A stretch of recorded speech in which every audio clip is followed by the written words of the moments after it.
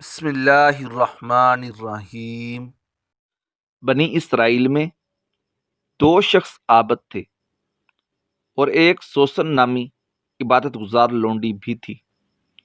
یہ ایک باغ میں آیا کرتے تھے اور وہاں پر اللہ کے حضور میں قربانی پیش کیا کرتے تھے۔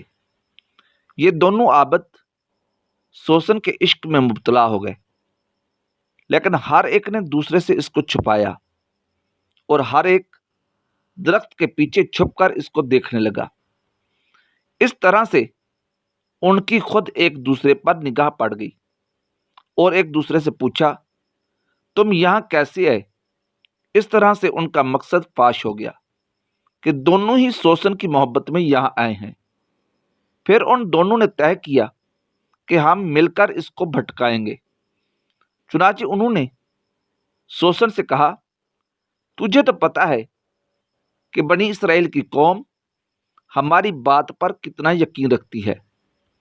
اگر تو ہمارا مقصد پورا نہیں کرے گی تو ہم صبح ہونے کے بعد لوگوں کو کہیں گے کہ ہم نے تمہارے ساتھ کسی شخص کو پکڑا ہے، لیکن ہم سے وہ مرد تو بھاگ گیا ہے اور تجھے پکڑ لیا ہے۔ تو سوسن نے کہا، میں پھر بھی تمہیں ناپاک ارادہ پورا نہیں کرنے دوں گی۔ چنانچہ انہوں نے اس کو پکڑا اور لوگوں کے سامنے نکال لائے اور کہنے لگے کہ ہم نے سوسن کو کسی شخص کے ساتھ پکڑا ہے اور وہ مرد ہمارے ہاتھ سے چھوٹ کر بھاگ گیا ہے۔ چنانچہ لوگوں نے سوسن کو چبوترا پر کھڑا کیا۔ بنی اسرائیل کی یہ عادت تھی کہ وہ گناہ گار کو 3 دن تک اس طرح سے کھڑا کرتے تھے، پھر آسمان سے کوئی سی سزا نازل ہوتی تھی جو اس کو تباہ کر دیتی تھی۔ چنانچہ انہوں نے اس سوسن کو بھی کھڑا کیا۔ تیسرا دن ہوا تو حضرت دانیال علیہ السلام تشریف لائے، جبکہ وہ 13 سال کی عمر میں تھے۔ لوگوں نے ان کے لیے کرسی رکھی اور آپ اس پر تشریف فرما ہوئے اور حکم دیا کہ ان دونوں مردوں کو میرے سامنے پیش کرو۔ تو وہ ہنستے مذاق کرتے ہوئے سامنے آئے۔